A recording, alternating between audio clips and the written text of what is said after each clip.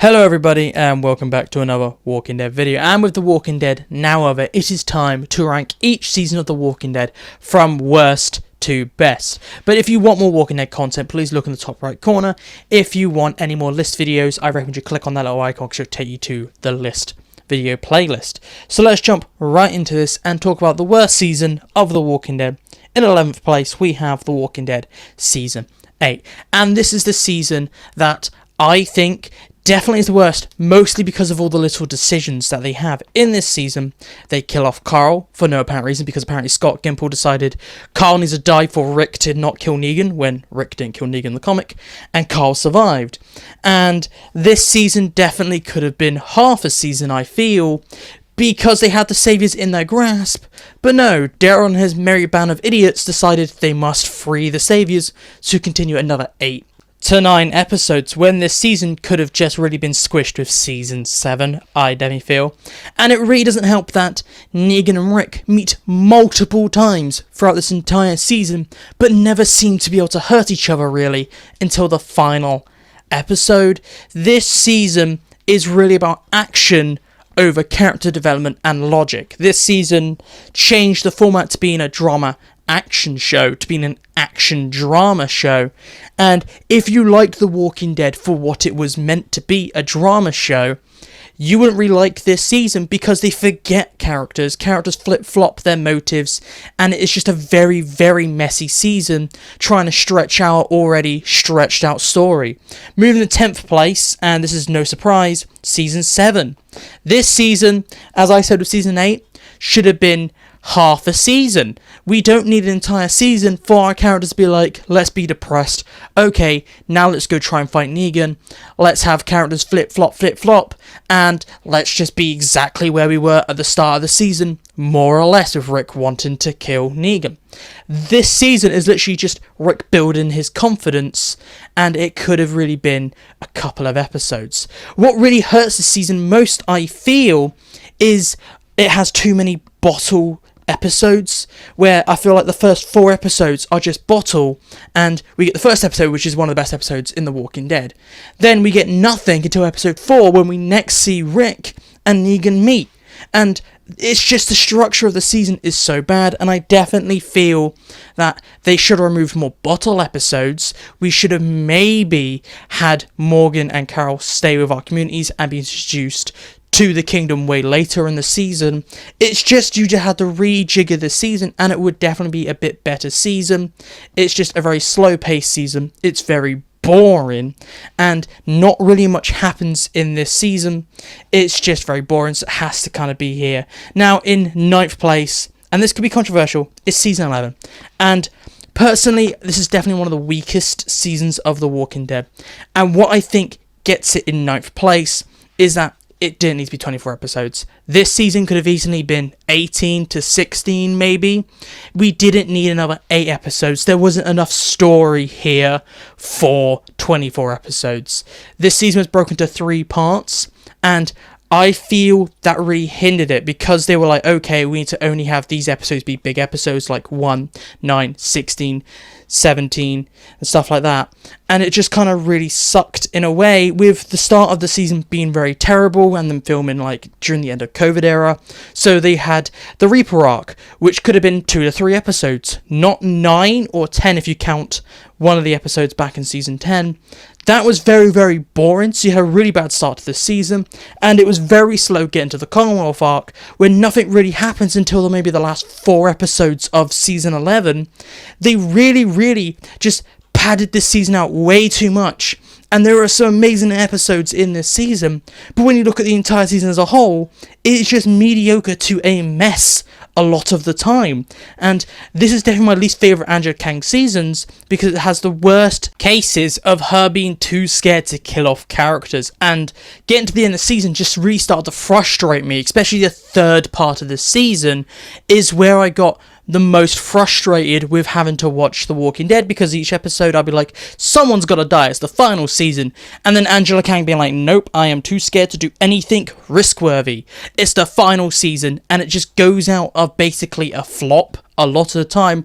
And so maybe the final episode where we do get to see Rick and Michonne again, and it does like tie up The Walking Dead nicely. I just feel it could have been a bit better if we just had it be more explosive, more risk taken for the final season. It just felt too safe at times. In 8th place is going to be season 10, and this season is very much a mixed bag, and when judging the season I have to look at the bonus episodes, and those bonus episodes really do affect you looking back at the season and really do bring it down. However, it's not just bonus episodes. I only really like 11 episodes in this 22 episode season, and that has to be from maybe episode 3 to episode 12 and episode 22. Every other episode I feel is mediocre to bad. I really do not like anything from episode 16 to 21. Those 6 episodes there, I absolutely hate. And they're one of my least favourite episodes, those 6 right there. And it's mostly because we have the 5 bonus episodes, which are absolutely abysmal and they add nothing to the story. One episode is literally about Carol trying to catch a rat.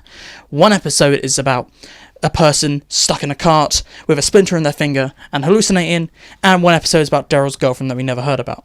All boring. But the big one, I really hate the end of the Whisper Rock. I feel like it goes out with a wet fart, and it's really when my confidence in Angela Kang was broken. Watching the first couple of episodes in the season, I really liked it. Sadiq's death was amazing. Out of the blue, perfect. We had amazing conflict between Whisperers and Alpha. I liked the Daryl versus Alpha fight, where Daryl actually got beaten up and you felt like, oh wow, the main character is not bulletproof like he felt like in season 11. And we had some really good conflicts like the Battle of Hilltop. This season does have some amazing parts, but then you get to near the end of the Whisperer arc and the start of the next arc, and they're really like, okay, this is going to happen because this needs to happen for the show. Daryl versus Beta, that's going to happen. Oh wait, Actor No One Readers thinks it's a bad idea. Let's have Daryl kill Beta in a matter of seconds instead. Just really dumb. I just really hate the ending of this season, and it's definitely one of the worst endings for one of the best villains in the show. Beta deserved way better, and the Whisperers deserved to be more of a threat, as they were built up for basically a season and a half to be the worst thing that our characters have ever faced, for our characters to walk straight through them wearing like guts, not even a mask, with no issue except for one side character dying. Then they use music, and then they just walk them off the cliff. And they were able to pick off all the Whisperers, which, you know, live inside the Horde. I don't understand, how did our characters who are wearing guts and a poncho notice people wearing actual masks in a horde full of walkers where they look like walkers, and the people who look like walkers didn't see the people in ponchos? Just really dumb. Like, especially that scene where Beta stood there and everyone's being picked off around him. Would his Whisperers notice Daryl's group easier than Daryl's group would notice the Whisperers? This season just angers me a lot, so it really gets pushed down, which is a shame because there's really good parts this season. So let's move on. So, move on to 7th place, and we have season 2. And this season is kind of the lowest. I will go with it saying this is a good season. Everything below season 2 is bad, in my opinion. And season 2 has some great things. We have the reveal of Sophia, we have the downfall of Shane, we have some cool character development.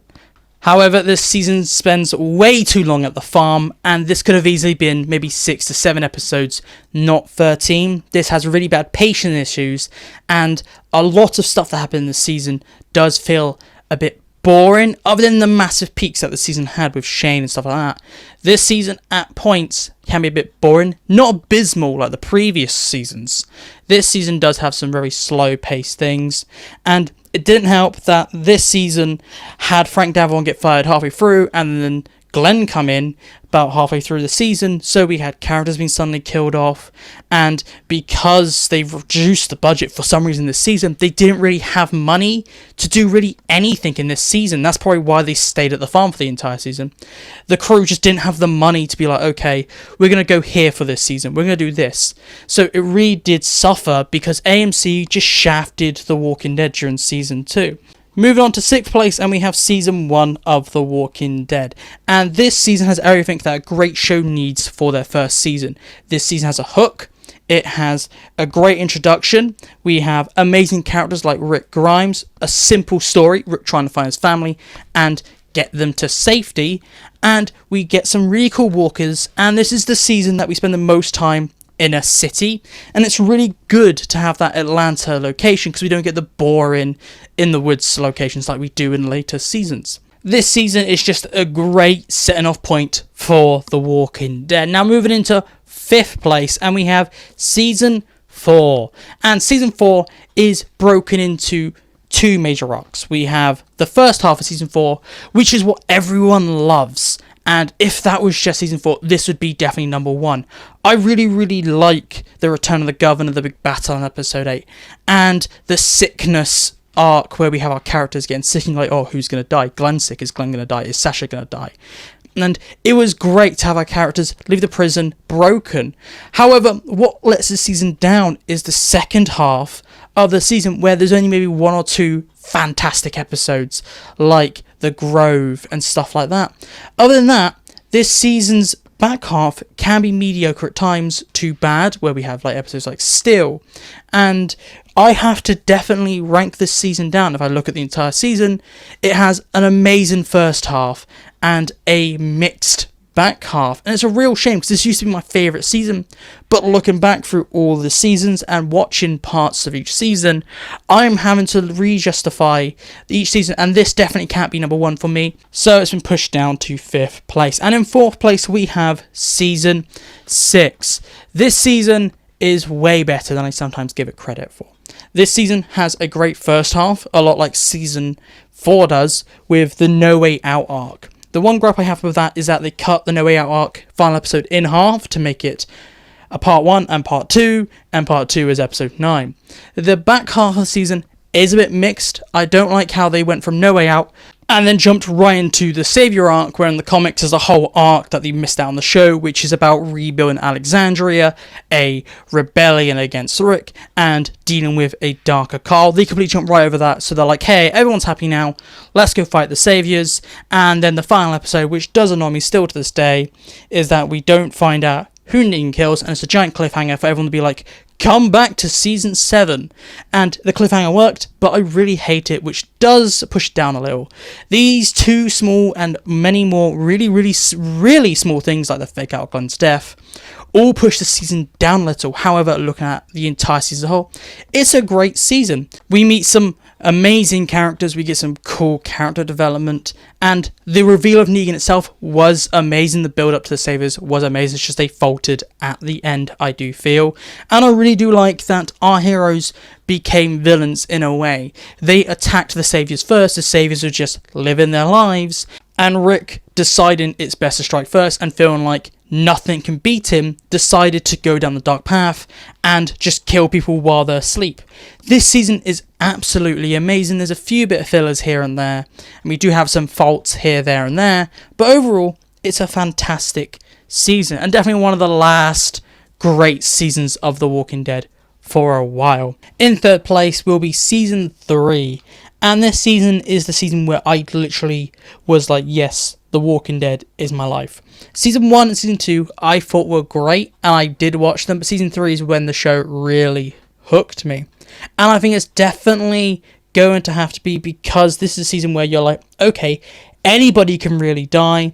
And this season we got the Governor, and he's definitely one of my favourite villains. He's the most complex characters we've ever got on The Walking Dead. This season might not be very action-packed, because maybe the final episodes do kind of drop it down a little, and they have the terrible final episode, and we have Andrew's death. But other than that, this season is gripping from start to finish. We get episodes like Clear, we get introduction to characters like Michonne. As I said, the Governor, Merle comes back, and we get that cool dynamic between Merle and Daryl, and it's like old Daryl and new Daryl, and Merle's having to adapt to the new Daryl, and then decides, oh yeah, Daryl was right, I'm going to become like Daryl. It's perfect. This season has really good character development, and this has some of the best shocking deaths in the show. Like episode 4 or 3 is absolutely fantastic, with us losing so many characters in such a small amount of time, and the birth of Judith. This season is just absolutely amazing, and this season gives our characters a lot of time to shine because it's extended yet again to 16. This season definitely is when The Walking Dead, in my opinion, found its footing and found out what it is going to be. Realised, okay, we're going to be this type of show. Moving on to second place, and we have Season 9. And this season, in a way, saves The Walking Dead. If Scott Gimple stayed on the show, I feel he definitely would have run the show to the ground and it would have been cancelled a bit sooner than it eventually did. Angela Kang came in new blood and she knew she had to reboot the show, and she did it perfectly. She knew Rick wanted to leave. What did she do? Not rush him out. She gave him a very dignified exit. She gave him 5 episodes where we tie up Rick's story and he left in such an amazing way. And this season is all about the build up to the fair. Absolutely fantastic. One of my favourite episodes, The Fair, and the reveal of all the deaths. This is the Walking Dead's version of the Red Wedding. Absolutely perfect this season is. I just don't like parts of this season, like the final episode just felt a bit weak. Just cut it off at 15 episodes. What is the point of episode 16 if episode 1 of season 10 does the exact same thing? What's the point? Just merge those 2 episodes into one, have it be a 15, there's no episode 1 of season 10, or just get rid of episode season 1 of season 10. It's just, I really didn't like the end episode, but everything else, it's absolutely perfect. It is structured a little weird, I do have to say, with 5 episodes for Rick. Why not have Rick stay on a bit longer or something like that? It's just a bit weird. But other than that, absolutely perfect. One of my favourite seasons. Now, at number 1, we have Season 5. And this season is just absolutely perfect. There's only one real thing bad about the season, and that's Beth's death. But other than Beth's death, this season is just perfect. Like, we get Red Machete Rick. We have the first few episodes, which are about tying up the Terminus/Hunter Rock. Absolutely amazing. This season also does have one of the only seasons which have a great starter and a great finale. Episode 1, fantastic. Episode 16, fantastic. Most other seasons either have one or both of their first or last episodes terrible. For example, Season 9, I don't like episode 16. Season 4, I hate episode 1. Every season other than season 5 has one of those 2 episodes bad. Season 5 doesn't. We have an amazing story. We get on the road. We see Alexandria for the first time. We go back to Atlanta also. And this season is just amazing. We introduce new characters. We see Red Machete Rick in full swing. It is just a perfect season. Also, Glenn, in a way, comes to his own and becomes more of a leader role. And in this season, he's one of the only people to stand up to Rick. And especially on the road where he's against some of Rick's ideas. We get the amazing speech with "We Are the Walking Dead" from Rick Grimes. This season is just absolutely fantastic. This season does taper off a little when I get to Alexandria, I feel. However, it is still way better than any of the other seasons, even when they're at Alexandria where they're not on the road, because they're definitely best on the road. It's just a fantastic season. And that is my video. So if you want more Walking Dead content, please look on screen. I recommend you do click on something else, because you'll find something else you like. Guaranteed. And if not, come back here and tell me you didn't, because I obviously didn't do my job right. But if you want more Walking Dead content, please subscribe to the channel, because you'll keep up to date with all things Walking Dead. 2 videos a week, every week, and make sure to like to help out the channel. So, goodbye, peace out, and I'll talk to you at a later date.